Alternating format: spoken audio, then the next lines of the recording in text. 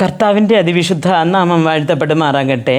സങ്കീർത്തനങ്ങളുടെ പുസ്തകം 42 അധ്യായം അതിൻ്റെ 3 വാക്യത്തിൽ നാം ഇങ്ങനെ വായിക്കുന്നു: നിൻ്റെ ദൈവം എവിടെയെന്ന് അവർ എന്നോട് നിത്യം പറയുന്നത് കൊണ്ട് എൻ്റെ കണ്ണുനീർ രാവും പകലും എൻ്റെ ആഹാരമായി തീർന്നു എന്ന് ദാവീദ് രാജാവ് പറയുകയാണ്.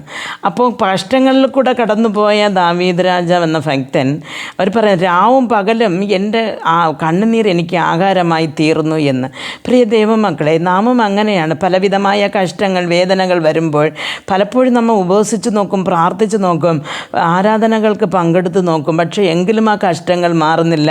ഒന്നൊന്നായി ഞങ്ങളുടെ മുമ്പിൽ വന്ന് നിൽക്കുമ്പോൾ ഇവൻ പ്രാർത്ഥിച്ചിട്ട് എന്ത് കാര്യം, അല്ലെങ്കിൽ ചർച്ചിൽ പോയിട്ട് എന്ത് കാര്യം, ദൈവത്തെ വിളിച്ചിട്ട് ഒരു കാര്യമില്ല, ഇവൻ്റെ കഷ്ടതകൾ മാറുന്നില്ല എന്ന് പലപ്പോഴും പലരും നമ്മെ നോക്കി ദുഷിക്കുകയും പഴിക്കുകയും ചെയ്യുമ്പോൾ നാം കരയാറുണ്ട്. ആ കണ്ണുനീർ ദാവീദ് രാജാവ് പറയാണ്, രാവും പകലും അതെനിക്ക് ആഹാരത്തിനേക്കാളും അധികമായിട്ട് എനിക്ക് ആഹാരമായിട്ട് കണ്ണുനീരാണ് അത്രയും പ്രയാസത്തിൽ കൂടെ ഇരിക്കുന്നത്. പ്രിയ ദൈവമക്കളെ, നാം ഒരു ഇസ്രായേൽ ജനങ്ങളെ നോക്കുമ്പോൾ അവർ പ്രയാസത്തിലായിരുന്നു. എന്ന് പറഞ്ഞാൽ ചെങ്കടലിൻ്റെ ഫ്രണ്ടിൽ അവർ വന്ന് നിന്നു. എന്നുവെച്ചാൽ അവർക്ക് മുമ്പോട്ട് പോകുവാൻ പറ്റത്തില്ല. പുറകെ ഫറവോൻ്റെ സേനകളും ഉണ്ട്. പക്ഷേ അവിടെ നിന്നുകൊണ്ട് അവർ ദൈവത്തോട് നിലവിളിക്കുകയാണ്. പക്ഷേ ദൈവം അവിടെ നിന്ന് ആ ചെങ്കടലിനെ മാറ്റി കൊടുത്തില്ല. പക്ഷേ ആ ചെങ്കടലിൽ കൂടെ കടന്നു പോകുവാനായിട്ടുള്ള ഒരു വഴി മാത്രമാണ് തുറന്നു കൊടുത്തത്. ആ വെള്ളം അവിടെ തന്നെ 2 വശത്തായിട്ട് ഉണ്ടായിരുന്നു. പ്രിയ ദൈവമക്കളെ, നമ്മുടെ ദൈവം അതാണ്. നാം പ്രാർത്ഥിക്കേണ്ട ഒരൊറ്റ കാര്യം ഇത് മാത്രമേ ഉള്ളൂ. പ്രശ്നങ്ങൾ നമ്മെ വിട്ട് മാറിപ്പോകുവാൻ പ്രാർത്ഥിക്കുന്നതിനേക്കാളും ആ പ്രശ്നങ്ങളിൽ കൂടെ കടന്നു പോകുവാനുള്ള ഒരു കൃപ ദൈവത്തോട് നാം ചോദിക്കുകയാണെങ്കിൽ ആ കൃപ നമുക്ക് കിട്ടും.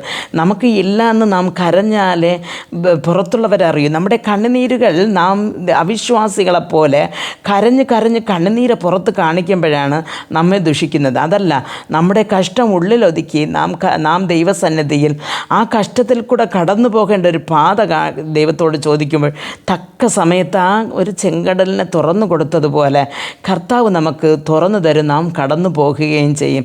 ഇസ്രായേൽ ജനങ്ങൾ ആ തുറന്ന കടലിൽ കൂടെ കടന്നു പോയതിന് ശേഷം വീണ്ടും ചെങ്കടൽ അവിടെ തന്നെ ഉണ്ടായിരുന്നു.